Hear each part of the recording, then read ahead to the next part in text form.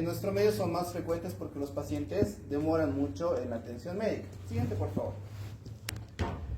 Los abscesos hepáticos son colecciones purulentas localizadas obviamente dentro del parénquima hepático y que pueden ser de origen bacteriano, que se llaman abscesos piógenos, puede ser parasitario, que es poco común, pero que también hay que tomarlo en cuenta, que serían los amebianos, y pueden ser con menos frecuencia de otros orígenes, como fúngicos, sobre todo en pacientes inmunosuprimidos, ya sea por la ingesta o la administración de corticoides o pacientes PBBS. ¿Saben qué significa PBBS? Paciente Que vive con el virus de él. Sí, ¿verdad? Siguiente, por favor. Cuando hablamos nosotros de epidemiología, hablamos de que estos pacientes generalmente son masculinos, 3 a 1 respecto a las mujeres. Generalmente su rango etario de edad está de 40 a 50 años. Son dos características importantes y que nosotros tenemos que tomar en cuenta. ¿En ancianos podría haber abscesos hepáticos? Sí, pero lo más frecuente es que haya en la población de 40 a 50 años y que generalmente sea en varones que en mujeres. Siguiente, por favor. Tenemos que diferenciar las etiologías que les decía. Hay abscesos hepáticos piógenos y amebianos. Entonces, cada uno de ellos va a compartir características totalmente diferentes, ¿ya? Por ejemplo, los piógenos generalmente son polimicrobianos y generalmente puede ser con bacterias aerobias y anaerobias, ¿ya? Y en el absceso hepático amebiano, obviamente el protozoo, en este caso la entamoeba histolítica, es el agente causal de esta enfermedad. Siguiente, por favor. Cuando hablamos de los orígenes de los abscesos hepáticos, podemos encontrar que varios están relacionados con un origen biliar. ¿Qué quiere decir?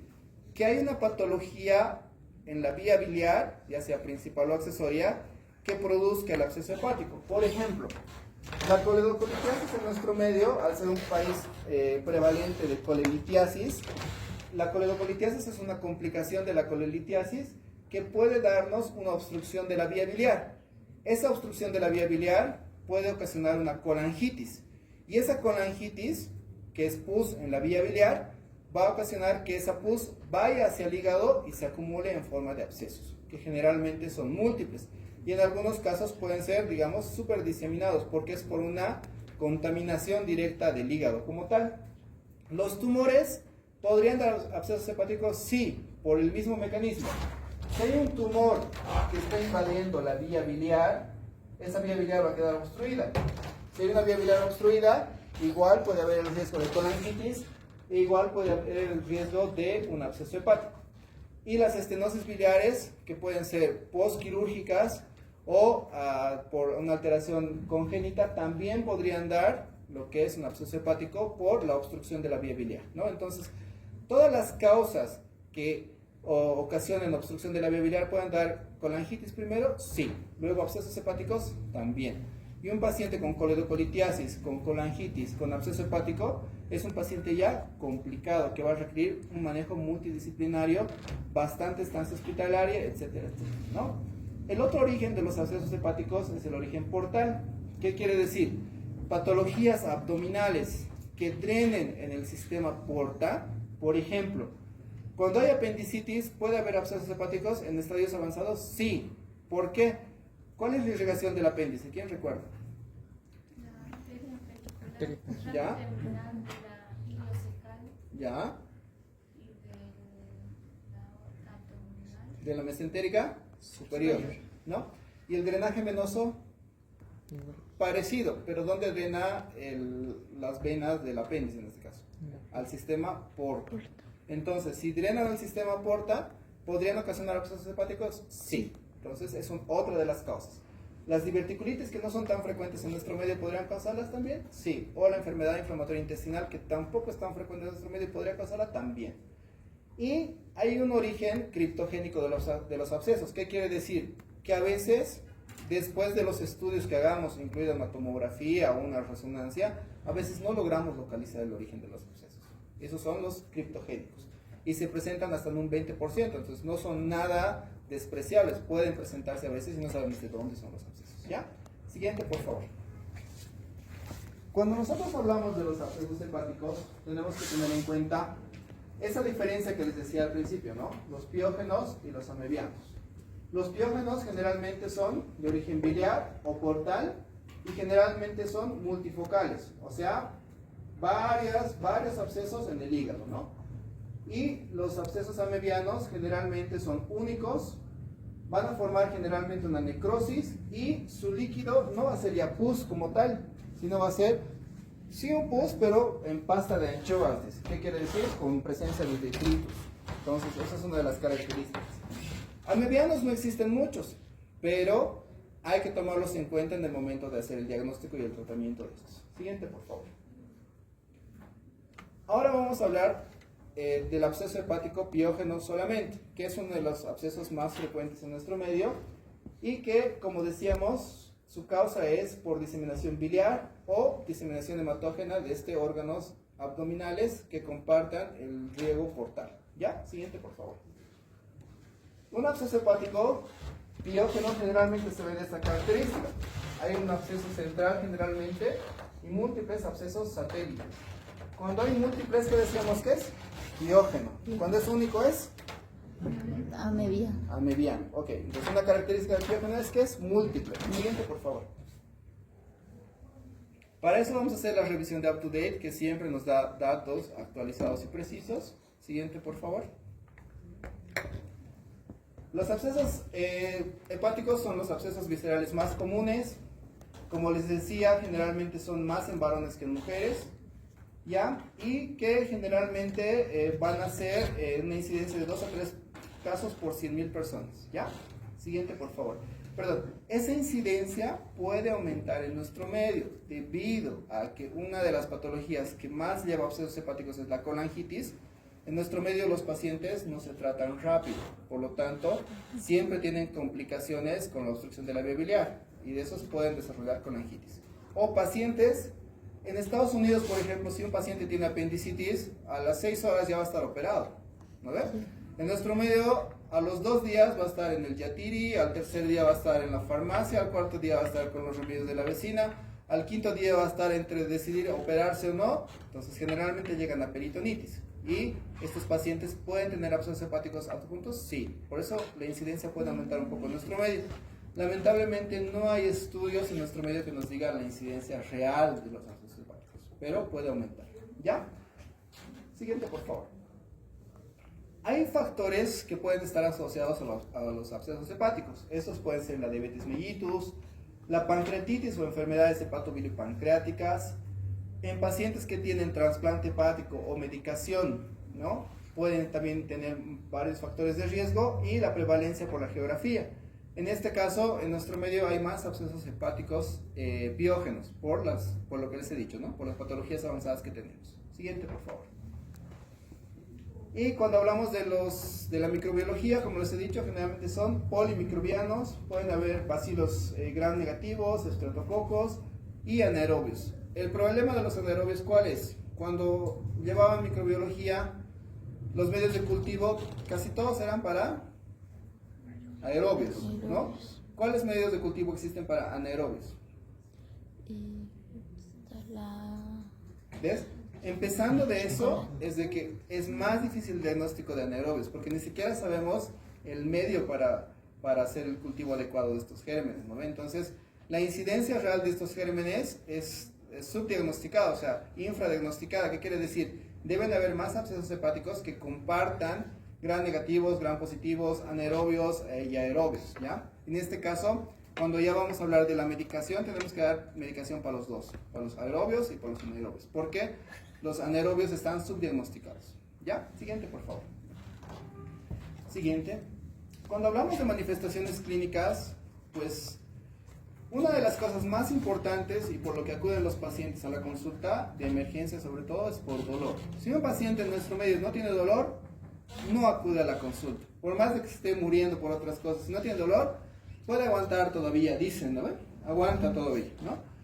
Otra de las características importantes es la fiebre. Entonces, un paciente con fiebre y dolor en hipocondrio derecho debe tener alguna patología hepatobilipancreática que englobaría hígado, vías biliares o páncreas. ¿no? Esa es la característica del dolor en el cuadrante superior derecho. Y en este caso, si tiene una fiebre, que es uno de los síntomas que predomina, ¿podríamos sospechar un absceso hepático? Sí, ¿ya? Hay otros síntomas como las náuseas, los vómitos que pueden ser compartidos, la anorexia, la ictericia. ¿Se acuerdan que les he dicho que la obstrucción de la vía biliar da abscesos hepáticos? ¿Podría estar asociada? También.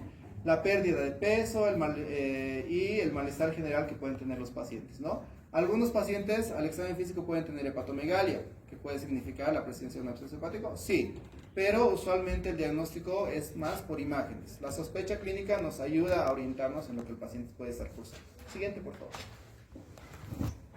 Cuando hablamos de los laboratorios de estos pacientes, generalmente hablamos de que hay enzimas hepáticas que pueden estar alteradas y generalmente la fosfatasa alcalina puede estar elevada hasta en un 90%. O sea, si le hacemos un laboratorio a un paciente con un absceso hepático, la fosfatasa alcalina debería estar elevada para ir configurando nuestro diagnóstico.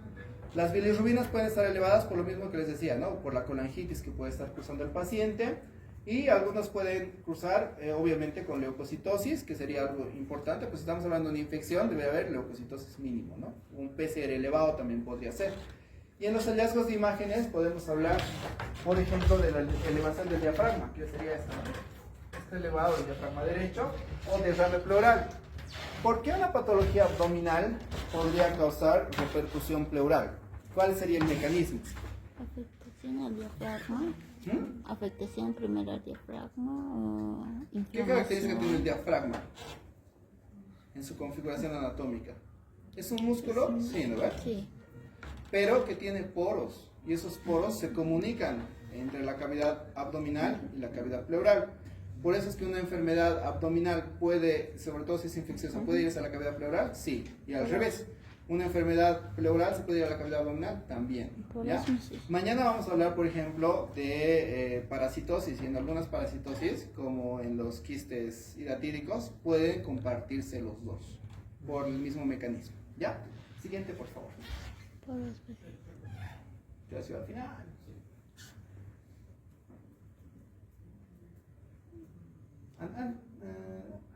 Ok. Cuando nosotros hablamos del manejo de estos pacientes, nosotros tenemos que hablar de dos tipos de pacientes. ¿Los dos están cursando con infección? Sí, pero unos pueden estar sépticos y otros pueden estar no sépticos. ¿Qué quiere decir? ¿Qué es la sepsis? ¿Se acuerdan por fisiopatología? ¿Qué es? Infección diseminada a la circulación sanguínea. En la sangre, ¿no? Entonces, ¿hay algunos pacientes que pueden tener absceso hepático sin diseminación? Sí, esos serían los no sépticos. Y los sépticos ya tienen repercusión hemodinámica, ya tienen contaminación en la sangre, ¿no? Entonces, para un paciente séptico, sin importar nada, hay que iniciar antibióticos de amplio espectro, ¿no? Y en un paciente no séptico, o sea, que tiene un absceso hepático, pero que no está séptico, podemos posponer esa punción, o tenemos que posponer la aspiración para tomar la muestra del absceso. Podemos posponerle un poco de tiempo e iniciar antibióticos. Lo ideal es en cualquier paciente en general, llega un paciente con diagnóstico de absceso hepático, hacerle una punción, tomar la muestra e iniciar antibióticos. Pero ¿por qué en estos pacientes sépticos a veces no se puede? Porque los pacientes a veces llegan directamente a terapia intensiva, por ejemplo. Entonces no lo vamos a tener en terapia intensiva con una patología infecciosa sin antibióticos. Es por esa razón que en esos se puede evitar eso, digamos, no se puede saltar ese paso. ¿Ya? Siguiente, por favor. Dentro de los hemocultivos, pues tenemos que, como les decía, para los anaerobios no hay frecuentemente ni medios de transporte, ni cultivos, y los laboratorios tampoco te reportan mucho. Entonces, hay que tomar en cuenta que puede ser con aerobios, hay que dar el tratamiento específico cuando sale el cultivo, pero también hay que tomar en cuenta a los anaerobios. Y generalmente se toman 2 muestras para ver que hagan 2 tipos de exámenes, ¿no? Siguiente, por favor. Ahora, dentro de las pruebas de laboratorio que nosotros tenemos, vamos a tener también pacientes sin predisposición a los abscesos hepáticos. Por ejemplo, hay un paciente que tiene una masa ocupante en hígado, que es única. En ese paciente deberíamos sospechar de la presencia de un absceso hepático amebiano, ¿no? O sea, ¿qué quiere decir? Hay un absceso hepático, es único y no tiene factores de riesgo para tener absceso hepático piógeno, entonces podría considerarse que es un absceso hepático amebiano, ¿ya? Podemos hacer otros estudios de laboratorio como el hemograma, los electrolitos, la creatinina, las enzimas hepáticas y la bilirrubina, sí. Pero este paciente debería considerarse como absceso amebiano. Siguiente, por favor. Dentro de las imágenes, pues tenemos dos importantes, que serían la ecografía y la tomografía. La ecografía es el más común y el más fácilmente accesible a nuestro medio, ¿ya? La tomografía obviamente es más sensible, 95% versus la ecografía que sería un 85%, ¿ya? La ecografía generalmente ve lesiones hipoecoicas, los ecos internos, que pueden ser los septos o los detritos que puede presentar, y la tomografía ya nos da imágenes más definidas, nos puede dar hipoatenuación central, colecciones loculadas, presencia de gas, que es muy importante para el diagnóstico, y algunas otras características que ya nos pueden servir para el manejo. En este caso, en ustedes, si tuvieran una sospecha de un absceso hepático, la ecografía debería ser suficiente para hacer el diagnóstico del paciente, tal vez tomarle una muestra y mandarla a cultivo e iniciar antibióticos, y el tratamiento definitivo ya va a ser por el cirujano. Entonces, si yo quiero operar, por ejemplo, un absceso hepático, que no es común, ya tendría que pedirle una tomografía, ¿no? En ese caso yo tendría que pedir la tomografía para ver cuántos son, si están al alcance de la cirugía, cómo voy a planear mi cirugía, etcétera, etcétera. Entonces, más o menos se pide para eso. En ustedes, con que pidan la ecografía y que sospecha absceso hepático, más la clínica, más algunas alteraciones de laboratorio, más el factor de riesgo, ya es suficiente para hacer el diagnóstico. Siguiente, por favor. Ahí podemos ver una tomografía con la imagen de un absceso hepático bastante grande, que ocupa básicamente todo el lóbulo derecho y que está diseminado en varios, ¿no? Presenta tabiques, está casi ocupando el lóbulo derecho. Entonces, una cirugía en este tipo de pacientes es complicada. Nosotros pedimos para eso, para saber qué tipo de tratamiento le vamos a hacer. Si le vamos a hacer una resección hepática, pues, podemos hacer una tracectomía derecha, podría ser, porque el absceso es bastante grande, ¿no? Entonces hay que ver de acuerdo a las características de la tomografía para la planeación quirúrgica. Siguiente, por favor. Ahí podemos ver abscesos hepáticos un poquito más pequeños, con la diseminación clásica de lo que es los abscesos piógenos, ¿no? Siguiente, por favor. Ya. Para la obtención de muestras tenemos que ver que puede ser un drenaje guiado por tomografía o por ecografía. La mayoría de los pacientes de absceso hepático debería requerir un catéter de drenaje en algún momento, y el hallazgo que vamos a tener, por ejemplo, si sacamos directamente pus de la aspiración, pues el diagnóstico ya está hecho, ¿no? Un absceso hepático piógeno. Si sacaríamos un pus como crema de anchoas, ¿qué sería? Amebiano. Pregunta examen, ¿ya? Algo así va a haber por ahí. ¿Ya? Siguiente, por favor. Ahora, el diagnóstico principal de un absceso hepático piógeno es el absceso amebiano, causado por entamoeba histolítica. Generalmente no son fáciles de distinguir, pero ya les he dicho los factores de riesgo. Si no encuentran en el paciente, si es el absceso único, podría tratarse de un absceso amebiano, ¿ya? Y para el manejo de estos pacientes tenemos que tomar en cuenta los parámetros, ¿ya? Siguiente, por favor. Siguiente. Ok. Entonces, cuando nosotros vamos a manejar un paciente con un absceso hepático piógeno ya diagnosticado por ecografía, por tomografía, respaldado con la clínica, respaldado por laboratorios, tenemos que ver tres cosas importantes. Si son menos de 5 centímetros, si son más de 5 centímetros o si son múltiples. Cada uno de ellos va a tener un manejo diferente. Siguiente, por favor. En los abscesos hepáticos menores a 5 centímetros y únicos, generalmente va a bastar con una aspiración del contenido, ¿ya? Si son menos de 5 centímetros, y puede estar asociados a antibióticos, ¿ya? En algunos casos es preferible colocar un catéter. ¿Por qué? Porque el drenaje directo con la aguja solo nos va a permitir sacar en tiempo real el contenido purulento. Sin embargo, si nosotros dejamos un catéter en esa cavidad o en ese orificio del absceso, pues vamos a tener mejores resultados. ¿Por qué? porque el catéter nos va a ir drenando poco a poco con el transcurso de los días y nos va a permitir incluso hacer lavados. Si dejamos un catéter, ese catéter debe permanecer mínimo 7 días o generalmente 7 días. Y cuando solamente hacemos aspiración a ese absceso, generalmente hasta en el 50% de los casos tenemos que volver a repetir la punción. Entonces es mejor dejarles un drenaje en ese absceso, ¿no? Siguiente, por favor. Abscesos uniloculares únicos con un diámetro mayor a 5 centímetros. El tratamiento es un drenaje con colocación de catéter. Como decía, puede ser 7 días, tiene una tasa de éxito de hasta el 96%, la mejoría clínica es más rápida, ¿ya? Y la disminución del tamaño del absceso es progresiva y rápida, ¿ya?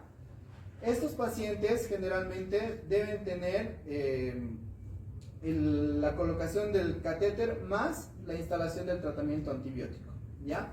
Hay algunos casos en los que los drenajes percutáneos no responden. ¿Qué quiere decir? Le hemos hecho un drenaje percutáneo, hemos sacado la colección purulenta, hemos vaciado la colección purulenta y nos damos cuenta que el drenaje se va tapando, no está funcionando, le hacemos un control de imágenes y el paciente sigue con absceso. Esos pacientes ya serían candidatos a tratamiento quirúrgico. Siguiente, por favor.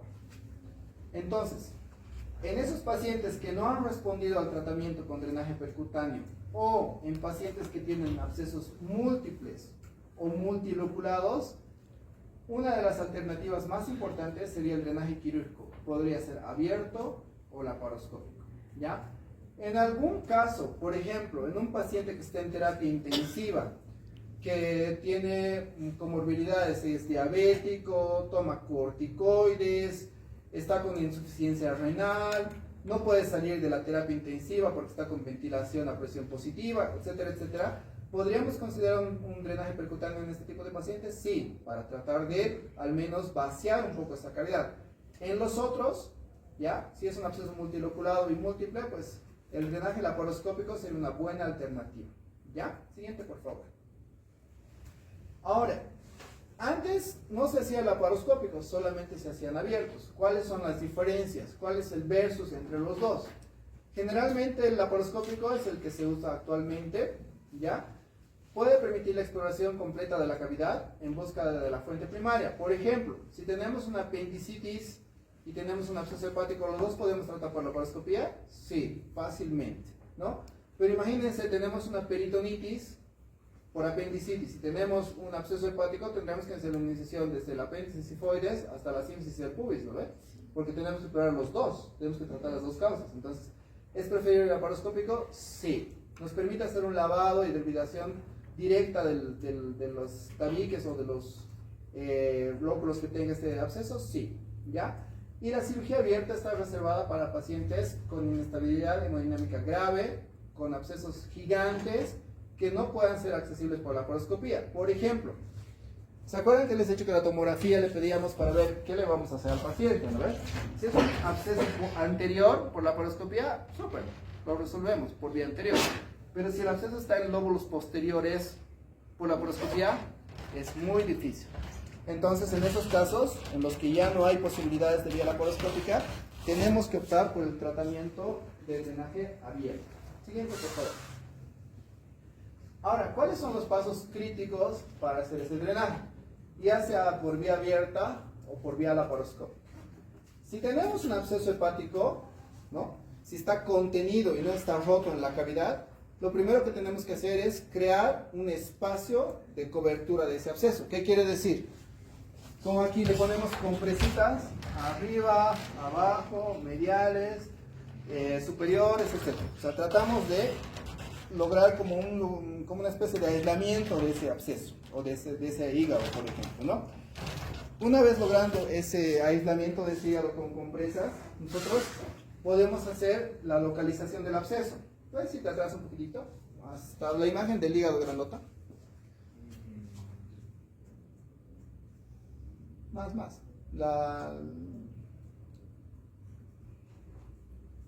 Un poquito más. Es ese. Por ejemplo, imagínense que este absceso no existe. No existe. solamente hay como elevaciones del hígado, ¿no? Entonces, si yo quiero abordar un absceso de estos, tengo que hacer primero una punción, obtener débito purulento y después recién abordar el absceso, ¿no? Y hay algunos abscesos que están ocultos o posteriores, entonces para eso nos serviría las relaciones anatómicas de la tomografía, por ejemplo, ¿no? Para saber a cuánto de profundidad está, en qué lóbulo está situado exactamente, entonces para eso sirve igual la tomografía. Date esto donde está más fuerte.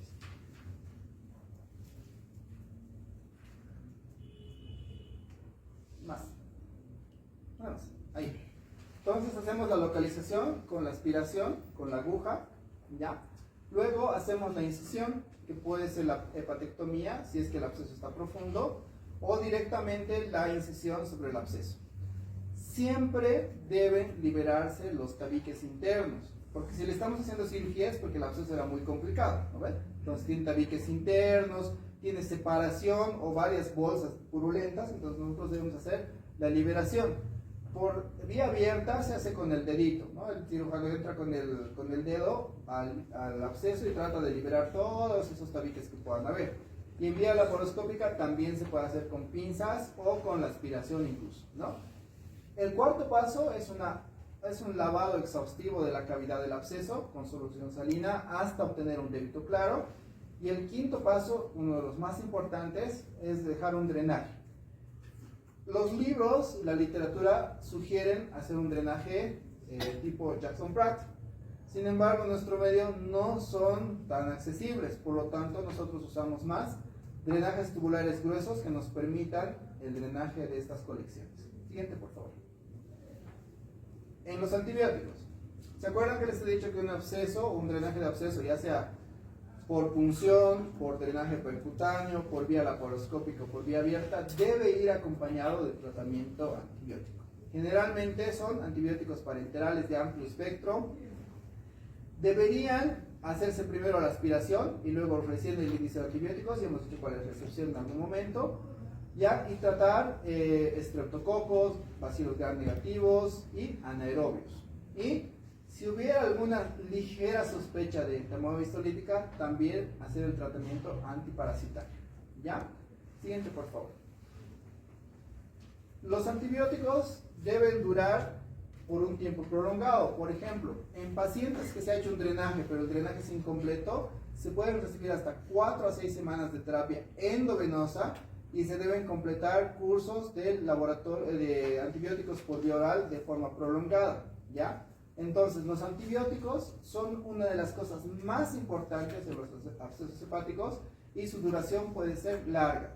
La cobertura de estos antibióticos, siguiente por favor, pueden ser varias, ¿no? Ahí mencionamos, por ejemplo, la piperacilina tazobactam, que es uno de los antibióticos más usados actualmente. ¿Por qué creen que usamos pipertazo? Así se llama. ¿Por qué creen que no usamos ceftriaxona, por ejemplo? ¿Han ido a la farmacia últimamente? Pero sí. Porque tiene el inhibidor, el inhibidor de... ¿La beta-lactamasa? Sí, eso. Ok. Sí, pero ¿saben qué? Les cuento que en las farmacias, por ejemplo, ahora, les dan ceftriaxona intramuscular, 2 gramos más 8 miligramos de dexametasona para una faringoamigdalitis, que es viral. ¿No ven? Entonces, imagínense, cuando yo le quiero dar ceftriaxona a mi paciente, pues sí es resistente. Por eso es que algunas veces preferimos dar antibióticos un poquito más avanzados, pero no se debería hacer siempre, ¿no? Y después de iniciar el antibiótico tenemos que guiarlo de acuerdo al cultivo y antibiograma de la función que hemos sacado al paciente. ¿Cuánto tiempo tarda los resultados de un cultivo y antibiograma normalmente? ¿Cuánto tiempo tarda el desarrollo bacteriano? De 3 a 5 días. 3 a 5 días, en los mejores lugares. Al frente tarda 7 días. Porque no desarrollan bacterias los sábados y domingos. No, pero es la verdad, chicos. Hay que contar los días menos el feriado, porque esos días no desarrollan bacterias. Se mantiene así tranquilito.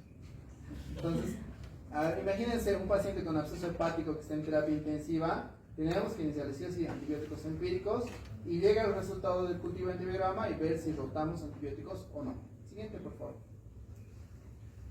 El seguimiento. ¿Ya? Las pruebas de imagen no son pruebas rutinarias, solamente se van a hacer en caso de que los resultados no sean los esperados. Por ejemplo, si yo le he operado a un paciente con absceso hepático por vía abierta, porque era la única alternativa, me ha asegurado que en la cirugía he drenado bien, he hecho todo, pero el paciente no responde, ahí podríamos hacer un control para ver qué cosa está pasando, qué cosa nos estamos saltando, entre comillas, ¿no? O cómo se está comportando ese absceso, ¿no? Siguiente, por favor. Eso es todo en abscesos hepáticos y pues les pongo la imagen de mi emergencias, que es pesada, fea, pero aún así es uno de los mejores lugares para trabajar, porque te mantienes súper activo. Los chicos que hacen foto conmigo van a emergencias, ¿no? Y ahí se aprende porque se aprende, o sea, no hay otra alternativa. La parte práctica de mí, ¿ya? Eso, chicos, mañana nos vemos con Quiste y Arquídico, es mañana. ¿Ya? Chicos, gracias.